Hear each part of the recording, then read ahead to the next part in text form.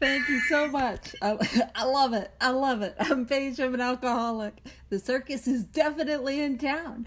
Awesome. All right. So where we're picking up today is on page 82, and we're at paragraph 1, as Howard and those other fancy people that actually count their paragraphs ahead of time would point out. But it's just at the top of the page, so it makes it easy for me, who I count on the fly. All right. So where I have us is 82. Perhaps there are some cases. And so let's dive into it. It says, perhaps there are some cases where the utmost frankness is demanded. So if you haven't been following the circus, you might be like, wait, what are we talking about? What's the context to this? Well, the last couple weeks, we've been dealing with the super easy peasy, lemon squeezy, not emotionally charged or difficult conversation about infidelity and how to make an amends for it. You know, no big. It's been totally cash. And so that is the context. Now, we're talking about how do we amend that ultimate betrayal. Now, last week's meeting, at least for me, was incredibly instructive because I'm not talking about the words coming out of my face. Rarely is that instructive. But what I'm talking about is as we're going through the book, we saw that like Bill Wilson, as he's writing this, he's like, utmost honesty, get to infidelity. Well, maybe, hold on, and it's like, wait a minute, what are you up to, Bill? But as we discussed some of the best ways to handle it, as we discussed some of the directions, as we broke down how to make those amends, and then we had the discussion after, there was something really cool that happened. And I noticed it, which is surprising because I have the attention span of an absolute gnat. And so what I noticed was that those who had experience with these types of amends had different experiences. Some where the utmost honesty was demanded, and some where it was better to approach it in a more general way. And we saw that variety of experience. And that to me was instructive in that, and maybe that, and like, because I think Howard would be like, that's Bill's self-centeredness. And I'm like, maybe God was working through Bill Wilson's self-centeredness. Goodness gracious, we know God has worked on mine. But that idea that there is not a one-size-fit-all answer. But also what was instructive for me was the idea that I should not listen to people's opinions. What I should take suggestions from and what I should rely on is the experience of others. For example, if we're looking at amends, and we spoke about this last week, you can tell who has made amends and who is not by how they speak about amends. Oh no, you couldn't possibly. Oh no, you can't. No worries. We're just glad you're here. We're on page 82. And if I'm supposed to read the whole paragraph before we start, I never do that. So I promise you, we're just on 82 in the very first sentence. So you've missed literally nothing. And Howard's like, timer up with that one. You better be winded down, Paige. I'll wind me down so I don't wind you guys up. I'm just teasing. All right. But we all know what it's like when we haven't made amends and we're full of fear and we're full of those projections of what it'll be. And I speak about it. It's like, I'll make amends to my mom for not being a present daughter. And I'm like, she'll have the SWAT team after me. Like, I just assume it'll be the worst case scenario. And I'll, talk about amends. And it's like, I couldn't possibly, it's Arbor Day. I couldn't reach out to that person on Arbor Day. Like, I will just expand it. But those who have experience will have the ability to help somebody like me when I haven't made those amends navigate them in a nuanced way. How to bridge those things, like how do I reach out to somebody even when it is Arbor Day? Or even if it is the holidays, how can I reach out to them for the amends? And for example, acknowledge, hey, I know it's Arbor Day and for some reason you're extraordinarily busy. Trees. But I'm reaching out in the hopes that you would be open to receiving an amends. If now is not a good time, I completely understand. And I can reach out to you again after the Arbor Day season passes. And if you're wondering, when is Arbor Day? I don't know. Oh, what is it? What is Arbor Day? I don't really know. It's a day that celebrates trees. I don't know. Somebody will look that up and put that in the chat. It's not real. It's not a big deal. Like, it's one of those, it'll be on your calendar, but nobody actually celebrates that. We don't have like Arbor Day cake or an Arbor Day parade or an Arbor Day siesta. We don't get your Arbor Day presents. We don't have those. So it is just like a holiday that doesn't carry a lot of weight, but it's like, I can't do anything because it's, it's celebrated on April 25th. You know, it's a good sign when I am a sentence in to the big book and I am explaining the holiday of Arbor Day. We are really on track. And you know what I'm saying with the attention span, like a gnat? Woo, where are we going? So when we talk about amends and we talk about receiving spiritual suggestions, talk about receiving advice. One of the things that I have found that it is incredibly, and if not vitally important, is to seek fourth dimension advice from fourth dimension people. What I mean by that is I need to seek suggestions around the 12 steps and how to grow spiritually from people who have actually done those things and are growing spiritually. We know what it's like when we go to somebody who has not made an amends or somebody that is not an alcoholic and has no experience with this. And they're like, oh, don't bring up the past. Don't bring up the past. And it's like, that is the easier, softer way. And I would like one of those, please. And thank you. And so I need to take suggestions from people who have gone through this process. So there might be cases where we need to be a little bit more indirect in our amends, because to be front on and direct in I had an affair could cause harm. But there are, and this is what this line is saying, there are cases where we do have to be that direct. So how do we determine? How do we decide? Oh, are we getting more fun facts about Arbor Day? Is the next one April 24th? Is that when that one is? Ooh, let's get our calendars ready. Let's celebrate those trees. Am I right? Woo! Arbor Day. And if you owe an amends to me, feel free to book it on Arbor Day. I will make time for you because I know how important that is. Nobody here owes me an amends. I'm just being ridiculous. All right. So it says, no outsider can appraise such an intimate situation. So what we're saying is like, hey, as an outsider, I might not know what is best for your relationship. It may be that both will decide that the way of good sense and loving kindness is to let bygones be bygones. So as the alcoholic starts on this new way of life, both parties might agree, okay, let's start fresh and just move on from here. And there are cases where that does not happen. And the hurt was too much, and the betrayal was too much, and the trauma was too much, and the other person needs to move on, and both of that is okay. It goes on, actually, man, I wasn't planning on going on this tangent, and I've got to at least get one paragraph done, which will I? Probably not. But let's go down to page... where I'll go first is page 98. And we'll go to page 98, paragraph 2. It's about middle of the page. Yeah. And if you're like, why are you here? I don't know either.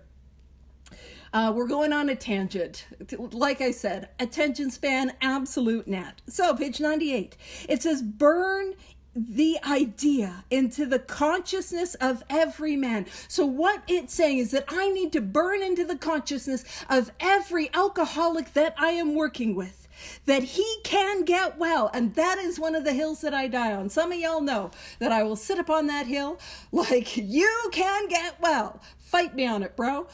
Which is, I know in the Steptown Promises we've ceased fighting anything or anyone, but come at me, bro. You can get well. I'll fight you on it. Woo! That he can get well regardless of anyone. The only condition, so the only thing, love it, the only thing that is being asked of us is that he trusts in God and clean house. How do I clean house? That is 4-9.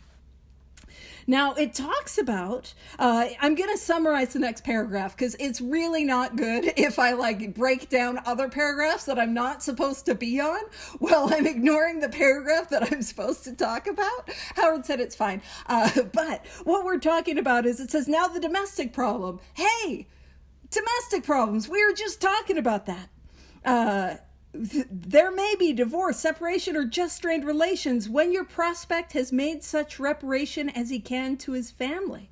So when we're approaching whether or not the couple should get back together, it should not even be a consideration until I have at least made my amends. That is the reparation. That is what we're talking about. And it's thoroughly explained to him. The new principles by which he is living, the principles for me are the tangible actions of the 12 steps. And if I am not living by all 12 steps as a way of life, I've got no foundation and I've got no way of life. And really, I'm going to relapse is what that's talking about. Now, it'll go on to talk about, because I'll just go off on this tangent. Actually, let's go to the very bottom paragraph, page 99. It's not even the full paragraph, and then we'll go back to where we're supposed to be. I'm just gonna wrap up this tangent in a nice little bow. That might not be true, but we're gonna go on it. Whee! Bottom of page 90. I am so sorry if some of you were just trying to find 98. I'm like, 99, woo! Bottom paragraph 99. Let no alcoholic say he cannot recover unless he has his family back. This just isn't so. In some cases, the wife will never come back for one reason or another. The reason might be all the harm that I have caused her. That's probably the reason. And if my partner leaves me, that is okay. And not that it's not painful, not that it's not heartbreaking, not that you have to treat it like it's nothing. But it says, remind the prospect that his recovery is not dependent upon people. It is dependent upon his relationship with God. We have seen men get well whose families have not returned at all. And we have seen others slip when the family comes back too soon. So going back to page 82, it may be that both members of the relationship or all members of that might decide, okay, we're going to start fresh. We're going to begin again. We're going to rebuild this relationship upon this foundation for us on these 12 steps as a way of life. Again, if I am not working all 12 steps as a way of life, I've got no foundation. There is no foundation. There is no ground, and I will drink again. And if my partner, my loved one, my spouse decides that it was too much and they need to step away, that is okay. It is painful, it is hard, and there is grieving. And we can get through it sober. We get through it sober by continuing this work and this way of life. And then, and I love that it talks about loving kindness. I'm kind of going on another tangent. We might just get this paragraph done today. He said 1 or 3. So who knows? Who knows? Oh man. Listen, I'm as surprised as you what happens on these things. It really is a circus. It's not my monkeys. Maureen brought her monkeys. I tied it in. We were talking about how she had stuffed monkeys when she was a kid. Alrighty. When we talk about loving kindness, that can actually be a really beautiful, helpful, meditative practice where we send those feelings of love and kindness to ourselves, to the people we love, the people we care about, the people that are a bit like strangers to us, and the people that we find difficult. That can be a really helpful practice in opening up the posture of our heart so that we're able to show up to the world with that sense of love, with that sense of kindness. Now, I know that nobody here ever has any problem showing up in a loving way especially in traffic. But I'm just saying that this could help. Not that it would apply to any of you guys. Alrighty. All right. And this, I love this direction. It's absolutely one of my favorites. It says, each might pray about it. What's that? It's a sneaky. So I shouldn't, especially for people that are driving, I shouldn't do there's not a bird on the road or a squirrel or anything. Everything's okay. Sorry, drivers. But what's that? There's a prayer. So we have got another. Now, I wasn't here for when some of the other prayers were spoken about. But right there is one of the many 9th-step prayers or 8th-step prayers. I know of people who call them the 9th-step prayers, which is wonderful. But a lot of times the prayers in this part of the book are preparing us for the amends. So for me, they're a little more 8th-step than 9th-step. But listen, that's not a hill I'm dying on. Again, a reminder, a hill that I will die on is that you can recover. Fight me on it, bro. Just show up and get aggressive. You can get well. Yes, you can. Yes, you can. All right. But this is a prayer. So each might pray about it, having the other one's happiness uppermost in mind. So what are we talking about? We come to prayer and we come to meditation and we're asking God. Now this might be a radical, just an absolutely radical, are you out of your mind suggestion page? And that is to pray and to ask God and to see what would be best for the other person, not what's best for me. I know, what a crazy idea. I'd never thought of such a thing. It's wild, but that's what it's asking us to do. And the reason is because, man, it's no longer about me. I don't know if you guys have ever heard that saying, my life is not about me. My life is none of my business. And if you're new to this thing, you might be like, what now? Your life? Well, actually, when you look at me, you're like, we can tell, Paige. You're nuts. Accurate assessment. I'm a little all over the place. But when I talk about my life is none of my business, what I mean by that is the results of the actions. We are on page 82, and it's fine that it's confusing because we are also on a couple other pages. We're in the 90s for a little bit. We're bouncing around. We're on the first full paragraph on 82. Will we get past it? Probably not. Probably not. All right, what was I saying? That idea that my life is none of my business. And that is an important spiritual principle or spiritual idea. You see, when my life was my business, what did that look like? That looked like me at the center of my life. That sounds like self-centeredness. That sounds like I am at the center. And I can't tell you there is no worse place for me to be than at the center of my life. I am not the cream of a Boston cream donut. That's not where I should go. I don't even really care for those donuts that much. I don't know where that came from.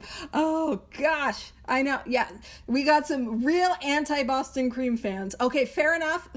You don't need to be that's fair. And by the way, if you love a Boston cream, I love you. If you don't love a Boston cream, I love you. It's all good. We have no opinion on donut qualities. I won't mention bagels because I know we got some New Yorkers, and then them is fighting words. So I won't say nothing about that. Focus page. Golly gee. Yeah, the jelly. If you like the jelly, I love you. If you don't like the jelly, I love you. You're just loved here, however you show up in your opinions about pastries. But I should not be at the center of my life, because what did my life look like when I was at the center, when I was trying to manage my life and I was trying to focus on what was best for me? Well, the result was that I got drunk. And that was always inevitable. But before I got drunk, if you're like me, I got suicidal. And before I got suicidal, man, I couldn't seem to fit in life. And everything was too much, and I was overwhelmed, and nothing seemed to work out, and I never felt like I was enough. And I was frustrated, and I was burnt out, and it just wasn't working. But if I leave my life in God's hands, and when I say I leave my life, what I tangibly mean is the results of the actions that I take. If I leave those in God's hands, man, what happens is better than anything I could have imagined. When I stop worrying about me and what I can get for me and what about me, man, whenever I hear myself, I don't say it because I know better, but when I start hearing my inner monologue going, what about me? The red flag starts going, because that is a surefire sign that I am in self-centeredness. What about me? Well, you know who's got me? God. And if I focus on what I can give and what I can bring and how I can lift others up, letting go of the outcome, my life becomes one that is utterly transformed and is abundant. And I'll let you guys know a little secret. When life hits me, and I promise you that life hits me, and some of you are like, we can tell you're a little windswept. I don't know. But when life hits me, and I'm in those days where I am thinking, what about me? When I'm in those days when it is painful, when I am in those days and I don't know how I'm going to get through the day, what I have found to be the most helpful is to give that which I do not have. If I feel like nobody loves me, you better believe you're getting love. You are getting some loved on. If it feels like everyone's mean to me, you know what's going to happen? You are getting an abundance of kindness. I'm going to pump your tires. I'm going to let you know how special you are. If I feel like I am full of fear and I can't do anything, man, I am going to let you know how courageous I see that you are. I am going to give that which I do not have. And in so doing, I receive more than I ever would if you had been like, no, Paige, we don't all hate you.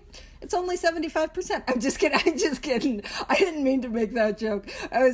My brain was like, math, focus. So this is a radical idea. Each might pray about it, having the other one's happiness uppermost in mind. That is the direction for how do I navigate making these types of amends? What would be best for them in a true unselfish way? Yeah, 82-1. We have not gotten far in this bad boy. We're probably, and with 6 minutes left, yeah, the next two paragraphs go really good together. I planned this from the beginning. Nope.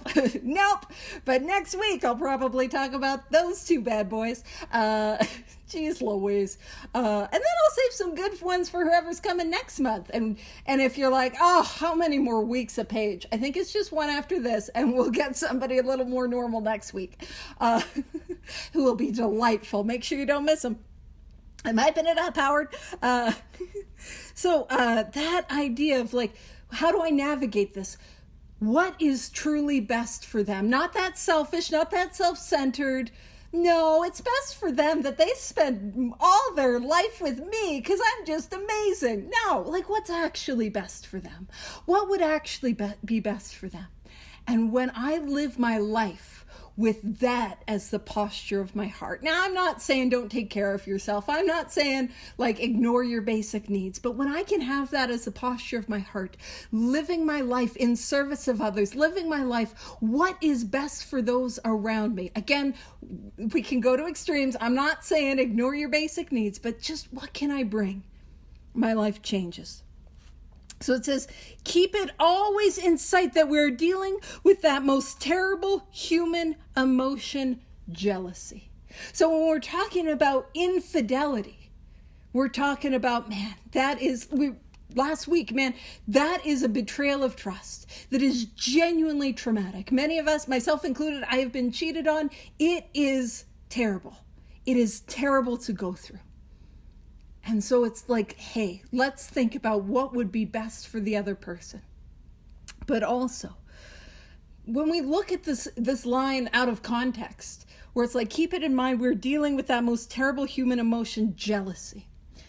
That jealousy is a human emotion that can be just as detrimental in my life. And I need to be aware of it. And what is the root of jealousy? The root of jealousy is me centered upon me and thinking that I know what's best for my life and thinking I know what I need.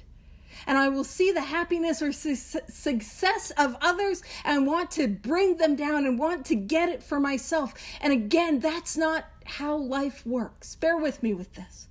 I am somebody, Oh, you know what? Sorry, somebody was at one of the big book studies that I was doing the other day, Lunacy Commission, and we were talking about an M dash. What a sexy piece of grammar. Woo! Yes, an M dash. You know what that is used for? It's used in part, and I think in this case, for emphasis. I love it. I also really thoroughly enjoy when other people join me on the tangents and we're all here together. And Howard's like, 3 minutes, wrap it up. He's being very patient with me. Last week, he gave me extra time on top of the extra time. We're landing the plane. Sort of. So when we're talking about that jealousy, the root of it is I am centered in me, and I'm seeing what I think I need from other people, and what I'm doing is I'm seeing the world through this hierarchy. Like there is a ladder of success, and that these people are up here, and then the people down there are there, and I'm somewhere near the bottom. And when I do that, I show up to the world with this feeling of scarcity. That whatever it is a finite resource, that there is not enough. So there's not enough love, there's not enough success, there's not enough money, there's not enough friends, there's not enough. And the more that I operate from that place in my heart, the more that I live from that place of scarcity. The more that I try to get from human beings, from external things like success or power or worth or value or validation, man, it is never enough. And the more that I try to get it from others, the worse that feeling of scarcity feels, because it's not enough. But here's the thing. We're not living in Paige's world. Thank God. Thank God, because that would not be well. We are living in God's world. And the God that I have found, higher power, creator, spirit of the universe, is one of abundance. It's one of abundance, that there is more than enough. And when other people they're not taking from me. In fact, when they get the job, when they get the promotion, they get the marriage, they get the success, man, I am not losing out. In fact, there's more for all of us. That's what's happening. That is the change that happens when I rely on God and when I focus on what I can give and what I can bring. Man, when I do that, I'm given more than I could have ever imagined. And so that's just my little talk about jealousy. So if we're feeling jealous, you go lift people up. You pump their tires. You let them know how proud you are of them. You don't have to, but that's what I have to do because I'm a human being. And it's this good generalship. So it's like we ought not be the center of our lives, and we're going to let God be the arbiter of our sex conduct. But hey, we got a little bit of a promotion. Maybe only a 1-star general on this bad boy. But it's that idea of like navigating this amends and trying to figure out this amends. It may decide that the problem be attacked on the flank rather than risk a face-to-face combat. So again, it's that saying, hey, for every situation, it's going to be different. And we're not going to lay down a precise rule of which way you should precisely go. It might be best in your relationship to like march the troops head on into I had an affair, and that was wrong. And good generalship may decide that we go on the flank. So we're not doing a head-on attack. We're going to the flank and we're saying, I have not been the partner and the spouse that you have needed me to be. I have not lived up in the ways that I promised that I would, and I've let you down. So either way, we've got to do something. And I will say, I absolutely saw Howard giving me extra time, which was so gracious of you. So I know I'm well over. And so with that, I will wrap it up. And next week, it's going to be exciting. We're going to be talking about some tornadoes. It'll get a little windy in here. We ain't in Kansas anymore, Toto. I am so sorry. Over to you guys. Bye.